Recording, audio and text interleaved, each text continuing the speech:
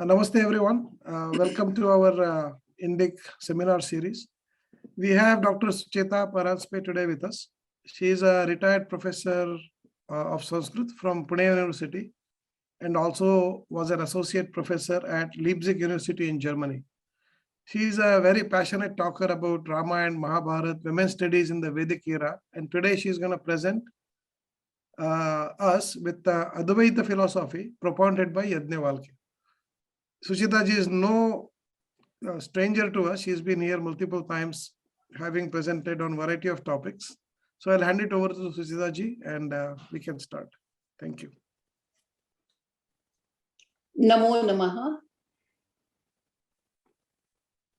Vedartha Shruti Shastranam Alayam Karunalayam Namami Bhagavat Padam Shankaram Loka Shankaram. You would wonder why I began my talk by praying to Shankara, that is Adi Shankara, instead of Yajnyavalkya, because I'm going to talk about Yajnyavalkya. But very important thing, yesterday, that is Friday, was Adi Shankaracharya Jayanti. And it is Adi Shankaracharya who made the Advaita philosophy very popular in India. And therefore, it is perfectly right to first pray to him, to show our respect to him, and then move on. So what did Adi Shankara do? He wrote commentaries on most of the Upanishads. There are 10 principal Upanishads like Isha Kathakenam, Prashna Mundaka, etc. And the last two are Chandogya and Bruhadaranyaka, which I'm going to refer to today. So without his commentary, we cannot move ahead. In Maharashtra, India, there is one text called Jnaneshwari, which is a commentary, kind of commentary, elaborate commentary on Gita. And there Jnaneshwar says, Bhashya karate vata pusatu. Exactly in the similar way, we have to take help of Shankara, etc. and move ahead with Yajnyavalkya and his Advaita Siddhanta. As I said, Yajnyavalkya is mainly seen in Bruhadaranyaka Upanishad. You know what is Upanishad, and the name doesn't matter. Just remember that it belongs to Yajurveda. It is Bruhat.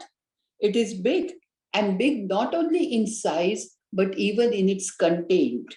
Okay, and that is why it is called Bruhat Upanishad, Bruhat Aranyaka Upanishad. Now, who was Yajnyavalkya?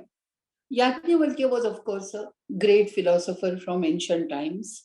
When it comes to ancient literature and these people, we just cannot say anything about their time, about the period in which they lived, they composed, they promoted and propounded this philosophy.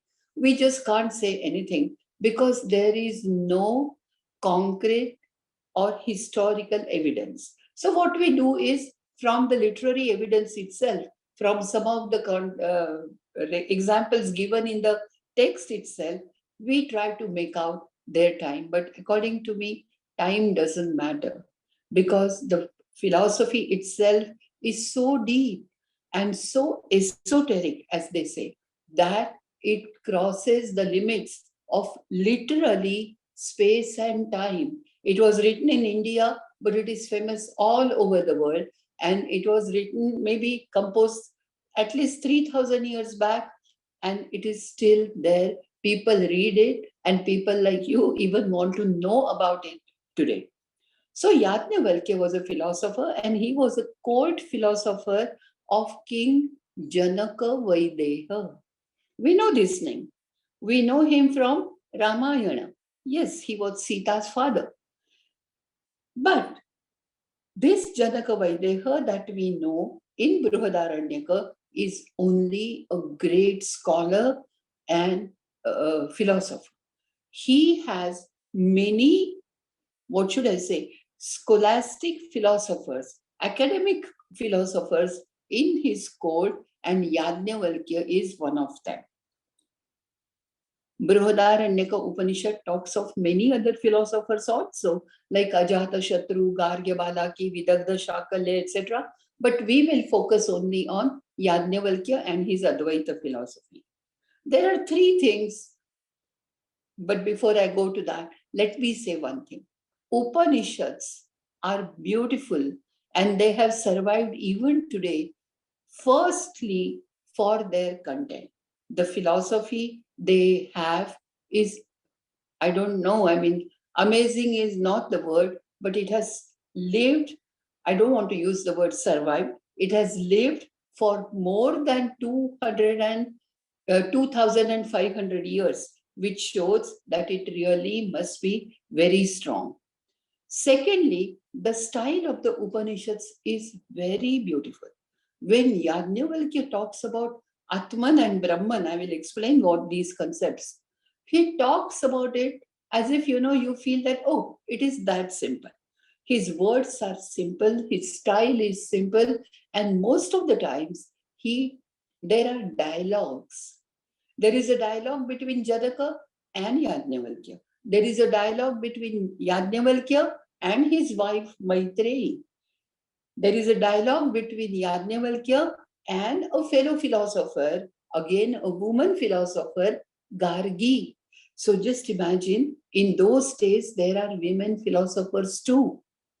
In fact, even in Mahabharata, Janaka he discusses some philosophy with a woman philosopher named Sulabha.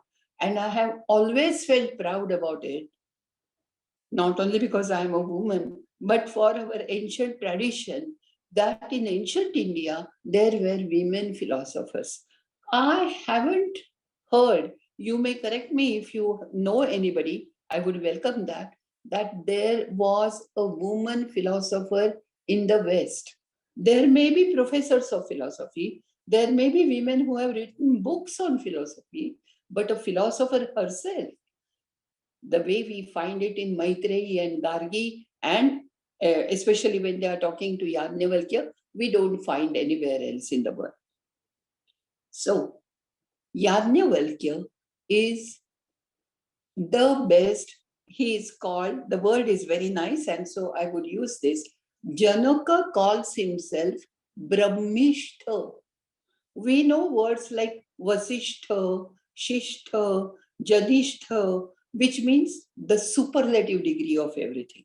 And Brahmishtha is the one who is the best when it comes to know and teach. Both are important. Know and teach Brahman in the best possible way. Okay, so first I would skip the Janaka, Vaideha and Yajnavalkya dialogue, but remember that first Janaka was the teacher. Janaka was teaching Yajnavalkya about so many things, and he said, oh, Jitva Shalini came and taught me this, Vidagdha Shakalya came, taught me this, Vipita Bharadwaja came and taught me this. Then Yajnavalkya says, okay, they taught you all these things, but there are so many different ways. Do you know, by these various ways, by these various philosophies, where do you want to go? What is your destination? These are different paths, all right, but you don't know your destination. Janaka realizes that, and then they switch the position. Yajnavalkya becomes the teacher and Janaka becomes the student, and that is the time Yajnavalkya first teaches him about Brahma Jnana.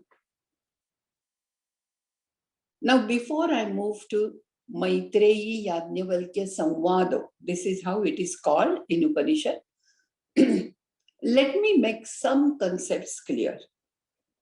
Ancient Indian philosophy, which has come down to us even today, and we follow that, at least on mental level, we follow that, is that every person has two things. One is our body and the other is our Atman. Okay, I do not like to translate the word Atman like self, soul. Atman itself is such a beautiful word. So this is a body which is made out of Pancha Mahabhuta, the 5 elements we know, Prithvi, Aap, Tej, Vayu, etc. And Atman is the spirit in it. Okay, so Atman is the spirit, and this is a physical body. Atman is beyond the physical body, and in Latin, meta means beyond. So when you say metaphysical, what you are saying is you are talking about something which is beyond all this physical world. That is spiritual, right? That is Adhyatmika philosophy. So this is Atman. In fact, Atman, you can say another word for Atman is Prana, for example. So Prana is also kind of Atman, but we all have accepted this, that every Deha, Sharira has Atman, right? There is no need to convince you about that. The thing is, when you have this Atman in your body is different. Like I look different, someone else looks different, he looks different, she looks different. And the words used in Upanishads are that is Nama Rupa. The Nama Rupa is different. For example, the Rupa is the form. The way I look is different from the way you look, obviously. So Rupa is different. My name is Sucheta. Maybe your name is Ajay, Vijay, whatever. So name and form are different, but the spirit inside is the same. So your Atman and my Atman is same. Try to understand this philosophy. In fact, later on, even Gita tells you samatvam yoga uchyate and all that. And this is exactly what is meant there, that we are one on a very different level, on spiritual level. In fact, I told you Atman is prana. When Atman leaves the body, we know what happens. Though we haven't experienced it as yet, we know what happens, and we stop breathing. In German, the verb for to breathe is Atman. Can you believe that? So just see how our languages, how our culture, how our thought process, by our I mean people from those ancient times, it was similar. They all thought of same things. They must have been together when they decided a lot of things. But anyway, Atman is to breathe even in German, and that will give you an extra dimension to understand the meaning of the word Atman. I told you that Yajnyavalkya has a wife, Maitreyi. In fact, he had two wives. And then Katyayani and Maitreyi. When he decides to go on Vanaprastha, he calls Maitreyi, calls her and says, see, I want to do this. But before going away from the house, I would divide whatever I have between you and Katyayani. Maitreyi, from the very beginning, is not exactly attracted by all these material things, like household things or food or jewels, clothes. She's not of that type. So she says, and this is important philosophy, according to me, practical philosophy, which Yajnavalkya tells her. She says, suppose Iyam sarva prithvi vittena, this entire earth full of wealth you give me. Will I get the knowledge that you have by that vitta, by that money, by that wealth? And Yajnavalkya tells us, no. Your life will be a comfortable life, maybe. Just as upakarana vatam jivitam, just as the people who have instruments of happiness. Okay, your life will be like that. Okay, I can fly by planes, I have mobile phones, I have cars, I have 4 houses in 4 different countries. That will be your life. Amrutatvasya tuna asha asti vittena. Yajnavalkya tells her, Don't think that just because you have money, you will have Amrutattva. And here Amrutattva does not mean immortality. In Upanishad, Bruhadaranyaka itself, Amruta is said to be Atma because it doesn't die. Amruta. Atman never dies. It's the body which dies. So, Amrutatvasya Asha Asti. Don't even dream of knowing Atman just because you have money. What a philosophy. So people who think that, oh, money can buy everything, not necessarily. So she says, then teach me the knowledge which you have. And then Yajnyavalkya realizes that she is, all this time, she's not a formal student, right? She has not been to Gurukul at all. So all this time, she has been a housewife. So he takes many examples from her world of experience and tells her. The first sentence he says, and if you don't mind, I'll repeat, I will say the Sanskrit word, sentence. He says, Nava are patyuh kamaya patih priyo bhavati.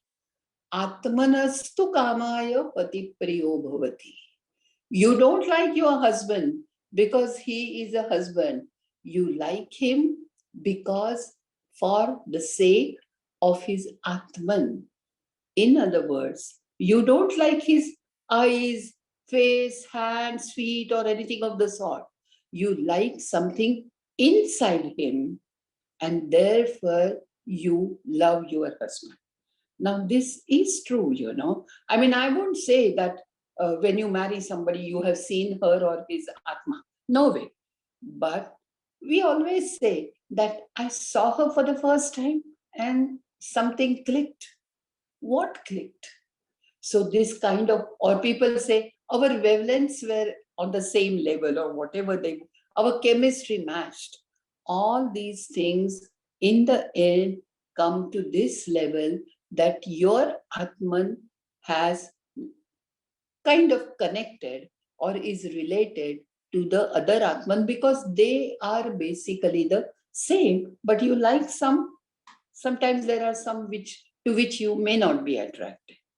So that is why Patihi, even your husband, you like Maitreyi for the sake of his Atman. Then of course he gives her examples like Putra, okay, then Loka, Brahma, that is Brahmins, Kshatriyas, everything. But he ultimately teaches her this. And in the last, he says, Atma va are drashtavyaha, shrotavyaha, mantavyaha, nididhyasitavyaha, Maitreyi. Hey Maitreyi, if you want Atma Jnana, you should, now here, drashtavyaha does not mean you can have sakshatkara. That is not the first stage of knowledge at all. So you should know about Atman. That, oh yes, there is something like Atman. Then Shrotavyaha, then you should hear about it. Why does he say hear about it? Because in ancient India, the knowledge was always transmitted from Guru to Shishya or Pita to Putra by oral transmission. Maukhika parampara. And so, Shrotavyaha, you should read about, you should listen about it from your gurus and even some of the literature. Okay, so Shrotavyaha, in fact, Shruti itself means knowledge in Sanskrit. Vedas are called Shruti. And even today in India, where a person is very knowledgeable, we don't say he is a well-read person. We say he is Bahu Shruta. He has heard a lot, that is, he has learned a lot. Anyway, and so then you have heard about Atman from your Guru, then Mantavyaha, then think about what the Guru said. I mean, it should so happen that you hear from one ear and let it go from the other one. Think about it. Add your own thoughts to that. And then the last word is the most important, nididhyasitavyaha. You should take dhyasa of it. Dhyasa is something which is so difficult to, you should focus on it, but even you have to go beyond that and you would know what a dhyasa is. I mean, I always define dhyasa as this. Okay, I have learned about something, not Atman, but some other subject. And I have been thinking about it, and then I can understand, I go off to sleep. Sometime in the night, when I'm turning my side from left to right, maybe, suddenly I think, oh, so this is what it was. Dhyasa is always on subconscious level. It is always there in your mind, but you are not even aware that you are thinking of it. It happens to you even for your office work. Certainly you come across of us, you come up with some good idea, good solution. So nididhyasita. And then Maitreyi tells him, there are many other things, but I'm also looking at the time limit. The Maitreyi says, I don't see Atman anywhere. I can't see Atman. I don't believe. Yajnyavalkya says, of course you can't see Atman. He says, please get me some water to drink. Now see how it is a story form, how there are dialogues. And she brings some water. He said, bring Saindava, that is salt. Now remember, the word used is Saindava, which means they knew how to get salt from the sea water. There were salt panes and all those things. So she brings that Saindava and then stirs it, and the pot is kept in front of him. He said, test it from here. How is it? She says, oh, it's salty. And from the bottom, salty. From the top level, salty. It's all salty. Do you see the salt in it? No. But you still experience the saltiness of the water, right? Now just see the example. Again, she has worked in the kitchen all this time, so he takes simple examples and convinces her that just because you don't see something doesn't mean it does not exist. And so Atman exists. This is very important. I mean, I always wonder not only at Yajnavalkya's knowledge, but his power of convincing everyone. He has convinced Janaka Vaideha, he has convinced many other philosophers. It's quite difficult to convince your own wife, but he does, he is capable of even doing that. And so Maitreyi is gradually getting convinced. It's not that it stops here.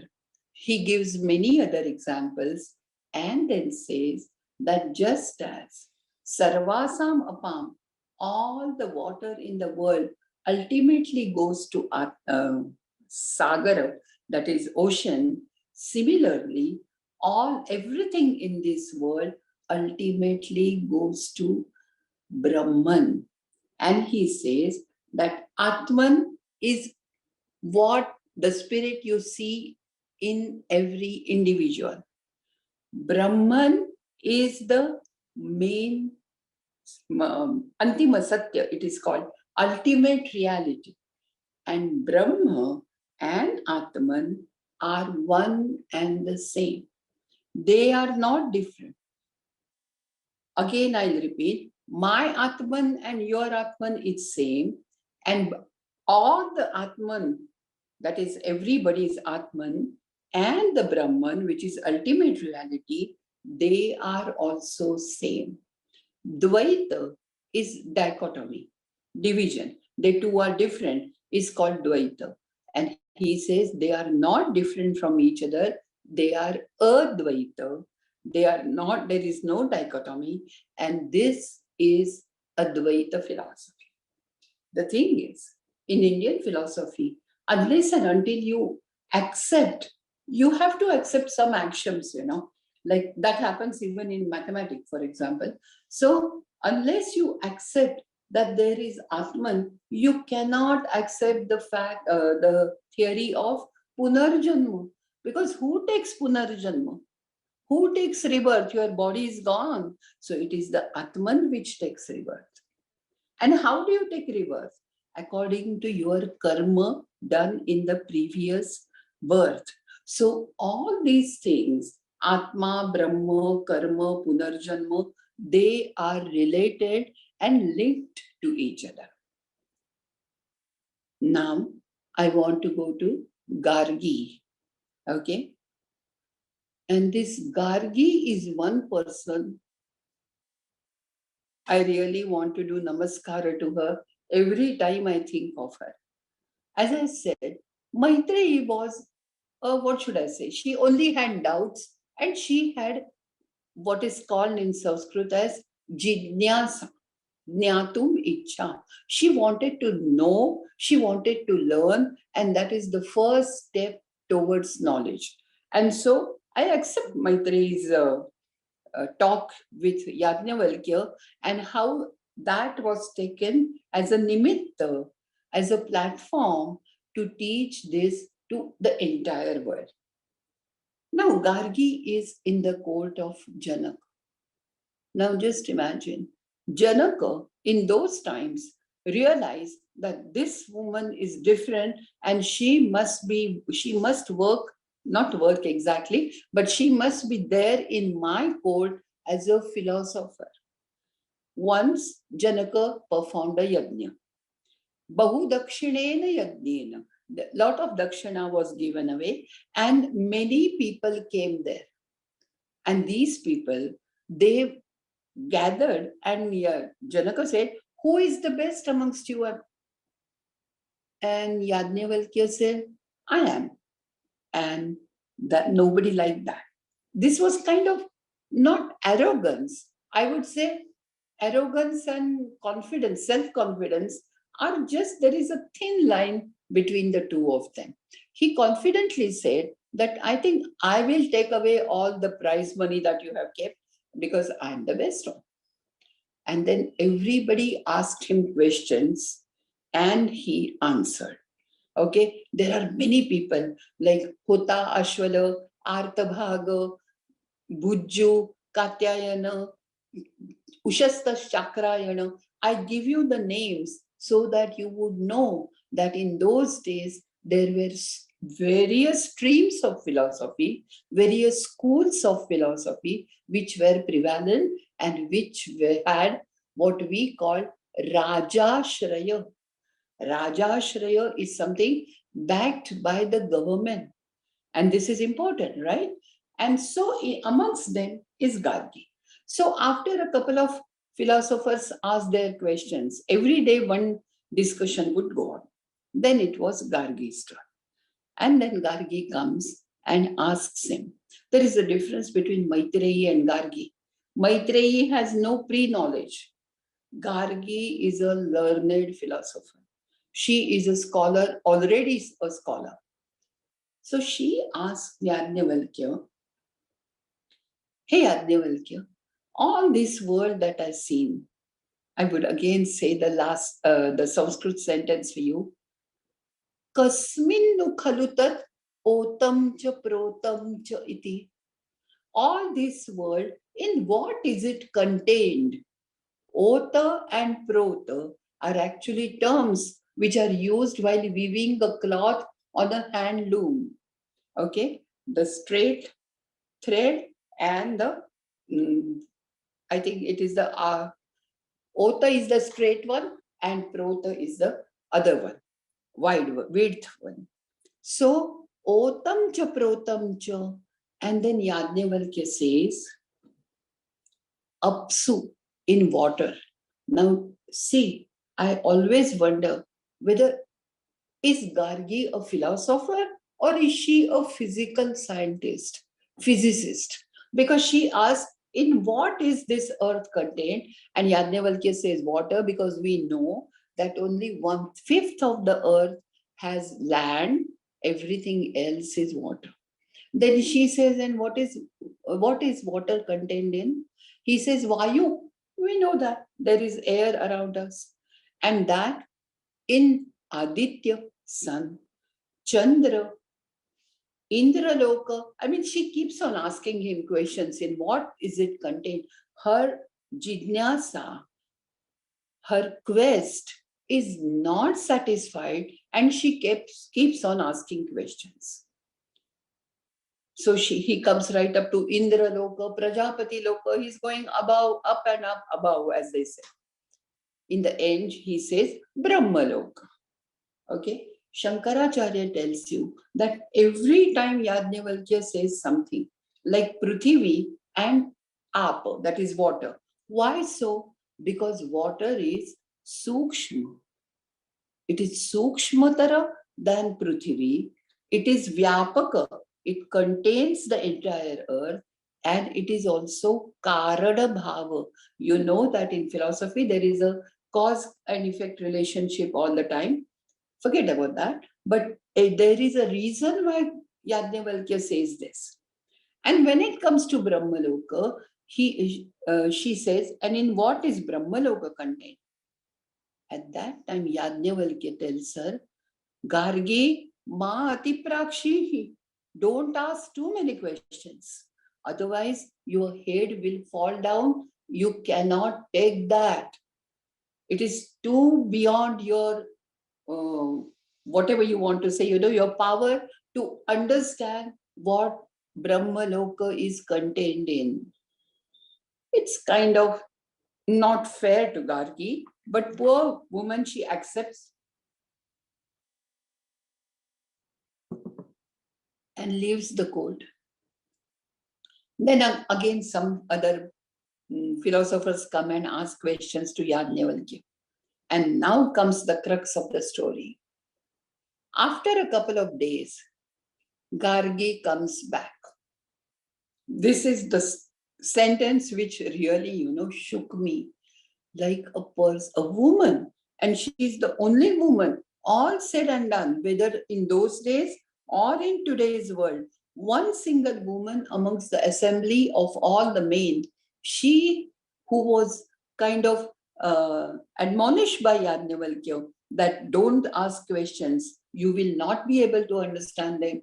She comes back, which means just imagine her courage. Just imagine her self-confidence. And how does she have this? Her courage comes out of her jnana, out of her studies. And she comes and you know what she says? She first does namaskara to everybody and says, I have come here with only 2 questions. Just as a brave soldier from, say, Kashi or Videha, he comes to the battlefield with only 2 questions and, 2 arrows, and he knows for sure that these 2 arrows are enough to kill my enemy. Similarly, I have come here with 2 arrows, which are my 2 questions. She is sure that she will pierce her questions through Yajnavalkya and he will be defeated. And she says, will you please let me ask these questions? The protocol is complete, perfect. And so they say yes, and she asks these questions. And see these questions. The questions relate to space and time. Even though they are put forth in terms which are full of philosophy, she says, hey Yajnavalkya, whatever is beyond, I don't know how they had these concepts, Urdhvam Diva, which is beyond the heaven and what is below the earth, and whatever is contained in between heaven and earth, in what is it contained? So she is talking of space. And secondly, this is the part of the first question itself. And she says, whatever is bhutam cha bhavat cha bhavishyat cha, the past, the present, and the future, clear reference to time, in what is time contained? Now, really tell me, is this spiritual philosophy, or it's a question to put by a physicist? I really don't know, what to say. And I always feel that philosophy and science, they run parallel to each other. Recently, I have read books about how quantum physics and with Advaita Vedanta are similar. I would suggest you read them. I think Amitav Ghosh, God is Not Dead or something. The name is like something like that. Read those books and you will see how Advaita Vedanta and physics go hand in hand at times. Anyway, Yajnyavalkya says, okay, she has asked an intelligent question. This time I must give her an answer. And he says, Akashe sarvamidam otam cha protam cha. By Akasha, he doesn't mean the sky which we see, the blue sky or the gray skies, whatever. He doesn't mean that. What he means is outer space, because it is urdhvam divaha. It is even beyond that. We can't even, at least I couldn't even think of that. But she asks this question. And he tells her that not only this, but everything that you see and every moment of time is contained in this Akash. And Akasha is limitless, right? And then she says, this is her ultimate question, final question. She's supposed to ask only two questions. And she very quietly says, Kasmin no khalu ayab akasha otascha protascha. And in what is this akasha? Please don't translate it as sky. In what is this akasha contained? And then he realizes that he is facing a woman who really knows. Okay? And then he says, Aksharam. Instead of using the word Brahma, he uses the word Aksharam. Akshara, that which never becomes less. Okay? And so he said, this is Aksharam. The way he goes on, the language and it's beautiful. You should read it in original Sanskrit. He says, Etasya va aksharasya prasasane gargi. Oh Gargi, it is under the control of this akshara that Surya Chandramasau Vidrutau Tishtataha, that both sun and the moon, they stay away from each other, they don't collide. Dyava Pruthivi Api, even the sky, now here that is sky and earth also, they stay away from each other. See, this is their way of looking at the universe. And he not only says that, he says it is in the control, under the control or prashasana, governance of this particular Akshara Brahma, that this is nice. Pracha Nadyaha Shvetebhya Parvatebhya. The rivers which flow towards east, think of India, and they come from Himalaya, Shveta Parvata, literally the white mountains, they come. So whether it is mountains, rivers, everything, it happens because of Akshara.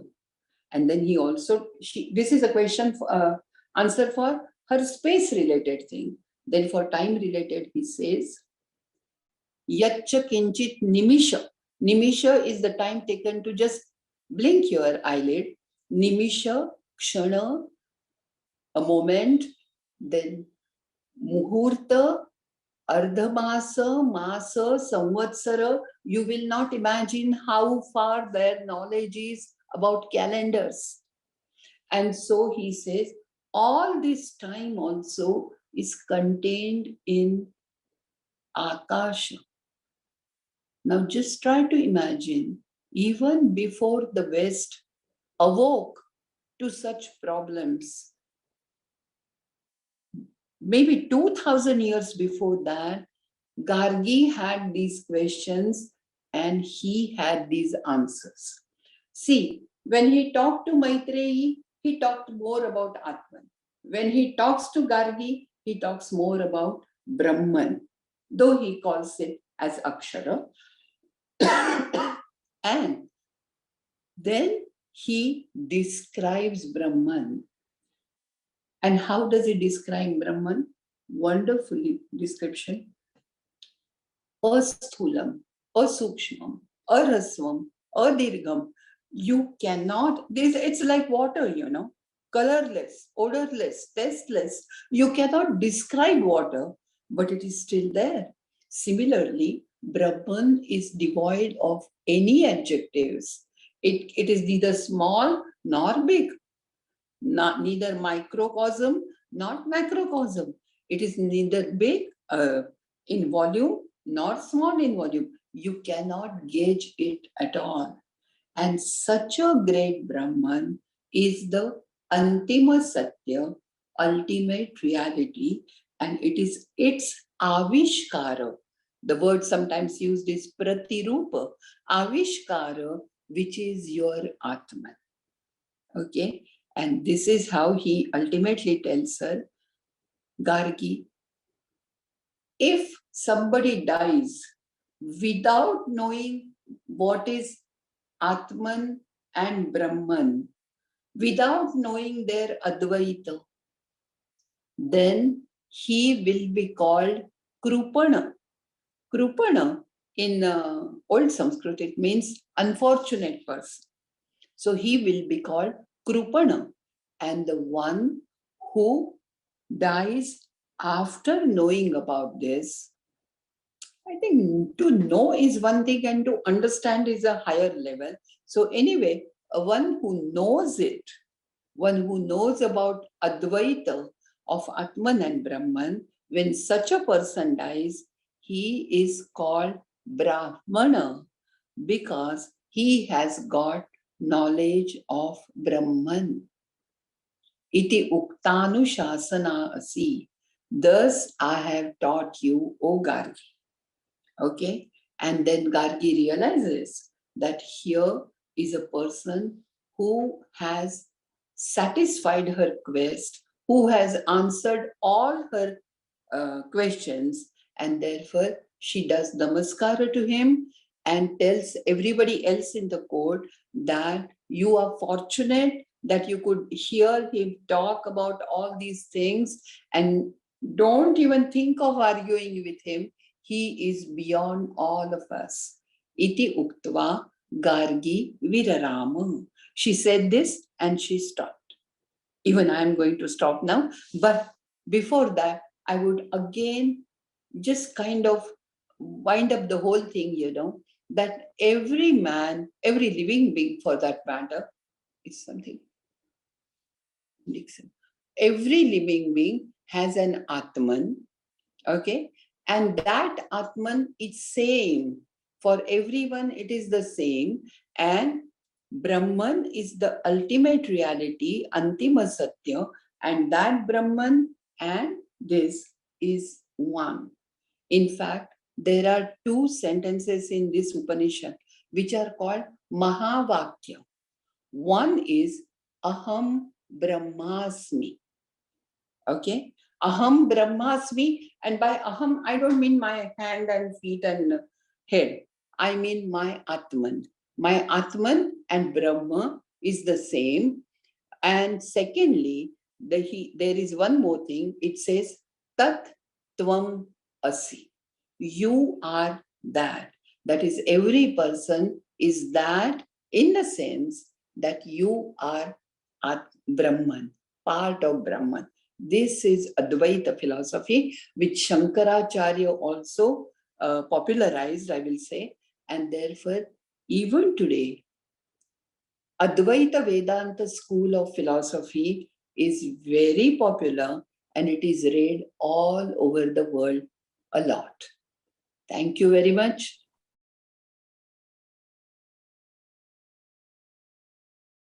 Thank you, Sucheta ji. Very deep thinking for all of us with this presentation. So I don't see any raised hand yet. So I have a couple of quick questions, Prasad here. One is the concept of Shri Krishna Arpanamastu from the Bhagavad Gita really or elsewhere. Is it related to Atman really moving towards Paramatman? That's one. I would say so. I would say so for the simplest reason that Shri Krishna comes much later. It's a post-Vedic deity, right? It comes in Mahabharata. In Rigveda or in Upanishads, you won't find him. There is a reference to Devaki Putra Krishna, but he was not deified at that time. And therefore, Krishnarpanamastu is not exactly what Upanishads intend to do. Okay. Second is so since Advaita is Advaita, does it mean that Dvaita pre-existed Advaita, and Advaita, since philosophy developed and so on, Advaita was kind of a new approach towards thinking of how Atman is exposed? I don't think it was a new approach. It is there in almost all the Upanishads, but especially in Bruhadaranyaka, Yajnyavalkya lays a lot of stress and focuses on the Advaita. Probably you know that later on a text called Brahma Sutra came up, and it had 5 different commentators. One like Madhva, Ramanuja, Nimbarka, etc. and Shankara, of course. And they had some said that it is Dvaita, 2 are poles apart. Some said it is Dvaita Dvaita. Some said it is Shuddha Dvaita. So, there are differences of school and thinking. But Advaita philosophy has been there most predominantly seen in almost all the Upanishads. It is not a new thing. Gopinatanji, please go ahead. Sorry? Namaste ji, thanks for the opportunity. My question is, what is Jiva? You said Atman and Brahman are the same. Then what is the Jiva? Jiva is another name for Atman. Okay, so in the normal life, we don't realize that. Say, for example, I don't realize I am the Atman. I think that I think I am a separate life, and you are a separate life, and the other person is a separate life. So in this context, I think I am a Jiva. Is it correct? In the Advaita sense, am I a Jiva or I'm just a physical body? I wouldn't say you are a Jiva. I would say your body has a Jiva. Okay. Your body has an Atman in it. Okay. And that Atman is same as Brahman. Okay. Paragji, so when we I have a supplement. Okay, go ahead, Gopinath. Okay, when we hear these terms like Paramatma and Jivatma, we say that Atma is the same as Brahman. Then we say Jiva is the Atma itself. Then why do we say Jivatma? Oh, Jivatma, these are, I'm going to linguistics, but these are called translation compounds. Translation compounds are words which have the same word, 2 words which mean the same. Okay, this happens all the time in languages. I don't know whether you will understand Marathi, but I can give you an example in Marathi, which means Pora Bala. Pora means your kids, and Bala also means your kids, but we always say Pora Bala. So, Jivatma is not different. Jivatma and Paramatma, that's how they say. Paramatma is, of course, Brahman. Thank you, Gopinathanji. Paragji, go ahead. Thank you. Sucheta, thank you so much for such a wonderful information. I have a question about word Advaita. So when they say Advaita, that means non-dual, then why did they not use the word singular or single instead of saying non-two? Why did they not say one? Is there any reason, or will that probably mean that it is non-dual, but not single also? It might be 3, 4 or multifold. No, it's not that. See, when you talk about Dvaita, what you are doing is you are saying that they are not same. Both, quality-wise or their spirituality-wise, they are not same. And Upanishads want to refute that, and therefore they say, no, it is Advaita. In fact, let me also tell you one thing, that for both Atman and Brahman, whenever they are described in Upanishads, the description is always asthunam, arasvam, adirgam, achodhyam. You know that. In fact, they are called neti neti atma. When you describe Atman, it is na iti, na iti. It is not this, it is not that. It is beyond all that. Similarly, there is no Dvaita. Instead of saying they are one, they want to say there is no Dvaita. The description of Atman and Brahman always comes like this, by negation. Nagendra ji, please go ahead. Yeah, thank you. Sucheta ji, thank you very much. My question is actually not on Advaita, but just wanted to know what could be the eye-level difference between Shukla Yajurveda and Krishna Yajurveda?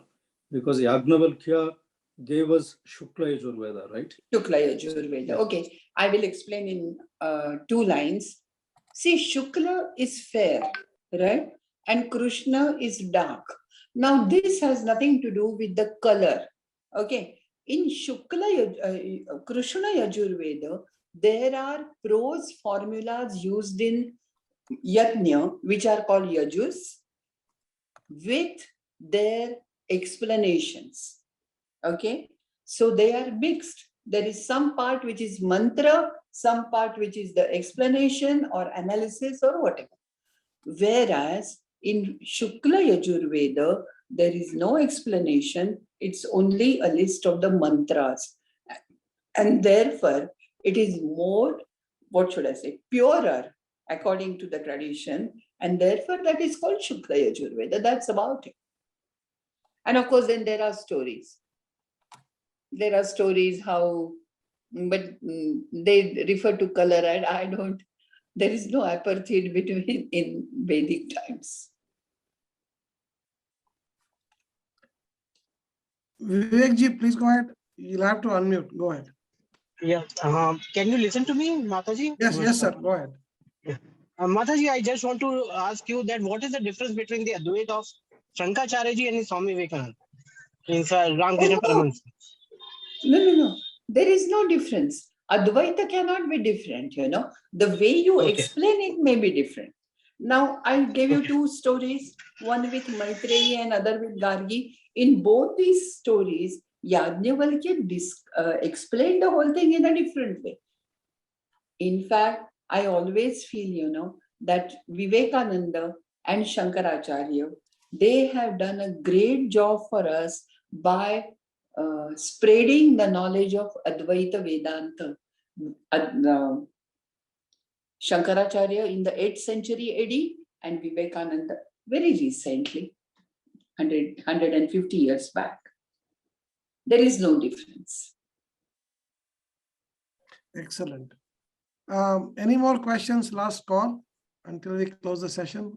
Anish ji, go ahead. Hello, can you hear me? Yes, go ahead. I have also been studying Vedanta, and my understanding, can you please confirm whether it is correct? When we are talking of Jiva and Ishvara, Brahman is the substratum of everything in the whatever you see. But Jiva is Brahman plus Ajnana. Because you think you are Dvaita, that's why it is called Brahma plus Ajnana is Jiva, and the whole world is Brahma plus Maya Shakti, and that's what we call Ishvara. These are the 2 concepts which I have tried to understand. I would say that these 2 concepts are on 2 different planes, on 2 different levels. Secondly, the moment you said Brahma and Ajnana, you used that word. Please remember, Ajnana is something which will never go with Brahma in any description or in any way. In fact, Brahma is Sat, Chit, Ananda. Chit is to know. It is knowledge itself. It understands everything. Ajnana will not go with that. But later on, this developed into the idea of avidya. And avidya is not ignorance. Avidya is wrong knowledge, which is different from ignorance. So I don't think Brahman can, please don't get these 2 words in the same sentence, of Ajnana and Brahman. Yes, ji, please go ahead. Yeah, ma'am, one question here. Hello. Yeah, yes, I can hear. Yeah, ma'am. See, so when we are talking about, say, when Advaita, So as discussed just now, okay, Advaita is translated as one without a second or non-dual. Hello. Sorry, I couldn't hear the last part. Yeah. Sorry, Advaita, as we discussed just now, okay, Advaita is translated as one without a second or non-dual. So Advaita is only one entity, one ultimate reality, right? Advaita suggests. Advaita is not the reality. The reality is Brahman. But Brahman is something which is way above. We can't even think of it. We can't even have any sakshatkara. At the most, people like Yajnyavalkya and all, they have Atma Sakshatkara, but they have Brahma Jnana. They know about, on academic level, you can know about Brahman, but about Atman, you can have Sakshatkara. You can have a visual, not visual exactly, but you can thoroughly understand it. Advaita itself is not anything. Advaita is only between Atman and Brahman. He wants to tell you that universal level and individual level, it is the same. Okay, excellent. One last question. I think there are no more questions, so I'll just end it. One question quickly. How do you translate all this in our everyday life, really? What's the mechanism to live this? I mean, meditation, all that, control your mind is all good. But just our worldly life to pacify the jiva, I would say. Yeah, I get your point. The first and most important thing is that, like I said, some of the philosophy is spiritual, but some of the philosophy is practical, right? Whatever is practical, we can follow that. For example, whatever Yajnyavalkya said, that knowledge, money doesn't buy you knowledge and all that, we must keep that in mind. Secondly, when not only Yajnyavalkya, but we all say that everybody's Atman is same. This is exactly what we want to do. In today's world, that's not happening, right? We say he is white, he is yellow, he is brown, he is black, and this kind of discrimination without realizing, like I said, Gita also tells you the same thing. So try to follow that in your daily life. And for me, very important thing is, for pedagogy purposes, the way he talks about the different levels of knowing Atman, drashtavyaha, shrotavyaha, mantavyaha, nididhyasitavyaha, are very important. This is what one must do, whether it is Atma, whether it is mathematics, whether it is chemistry or Sanskrit. You should do this by step getting knowledge. About Atman, I cannot say much, but I would say one thing, that if you are doing meditation, then there is at least some point, not every day maybe, but one point when you forget what you are doing. And I think that is the moment, that is the eureka moment, as I call it. That is the high point of our meditation. And that's about it. It is very difficult to have Atma Jnana. What I have told you and what you are understanding is only on academic level, whereas Atman has to be experienced. Anubhava. Anubhava is what matters the most. We have two more questions come up. Shri Darshan, please go ahead. Yeah, Professor, we spoke about Adi Shankaracharya and Vivekanand. I was wondering if you also could speak about Sri Aurobindo, because he brings in the concept of evolution. And my understanding is that he introduces a Chaitya Purusha or psychic being, which evolves, whereas Atma and Brahman or Paramatma does not evolve. That is just my understanding. I will say one thing, that, as I said before, there are many different streams of philosophy. I purposely don't say schools, but various streams of philosophy. everybody is right in his own way. Okay. You are convinced by maybe Vivekananda, I am convinced by Sri Aurobindo, or some other person is convinced by someone else. So that is fine. For us, these are only different paths. These are like your GPS, it gives you so many different options. You choose the one which is fit for you, which you can understand, which you can follow, and which you accept.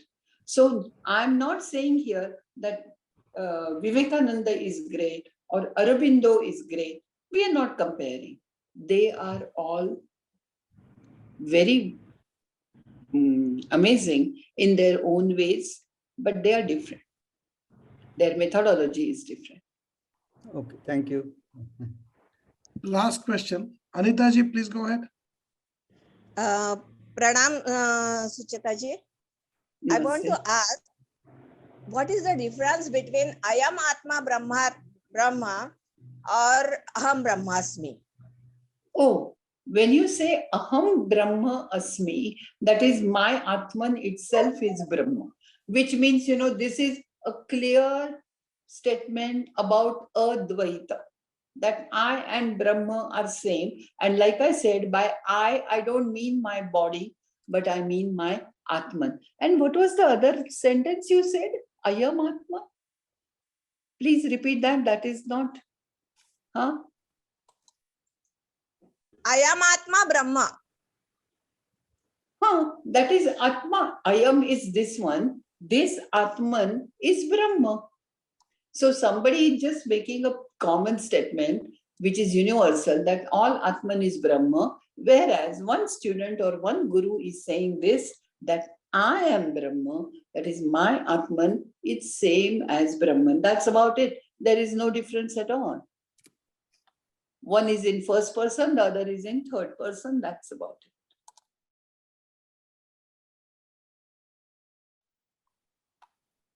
All right. Wonderful, Sucheta ji. Lots of questions, lots of interest. There's always this talk of Advaita, Dvaita, and so on and so forth. Excellent talk. Thank you all for participating and attending. We'll have more of these sessions coming up. Sucheta ji has promised to come back again and again, because I saw one comment, when can we have you back? So with this, we'll end the session for today, and we'll see you again next.